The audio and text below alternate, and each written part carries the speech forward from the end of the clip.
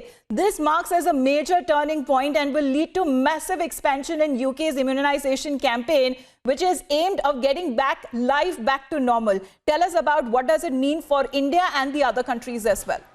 Absolutely, Amita. You couldn't have said it any better. It will have massive ramifications, actually, not only for the UK, but potentially also other parts of the world, especially India. I have the story of Republic World on this development open with me. We have a tweet by the UK's Health Secretary, Matt Hancock, who says that this is a brilliant end to 2020 with such a moment of hope.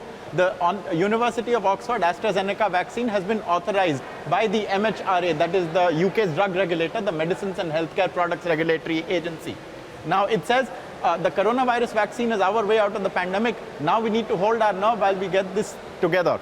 The reason why the Oxford vaccine is so important is because it is survivable at a moderate temperature of 2 to 8 degrees Celsius. So you can take the Oxford vaccine, you can put it into a fridge and it will remain there perfectly potent for a pretty long period of time. This is different from the previous vaccine that the UK had approved, the Pfizer vaccine, which needs to be stored at a very low temperature. Regardless, it was a very big move by the UK on December 2 to authorize the Pfizer vaccine. That vaccine has gone to about 600,000 people already. But the Oxford vaccine, which is in India being manufactured by the Serum Institute, is planned potentially to have much larger scale of use.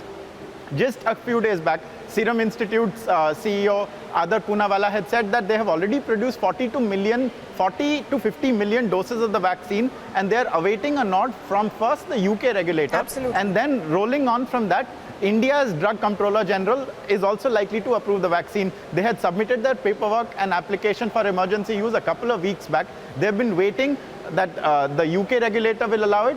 The India trials are also still ongoing, but the application has already been sent. As we've seen, yes, many countries have approved a range of vaccines, starting with Pfizer, Moderna. Yesterday, we saw Kamala Harris get the Moderna vaccine. So it was a 2-day dry run that happened in India, and 2 districts of 4 states each that have been identified, though India has not formally approved of the vaccine that will be used yet.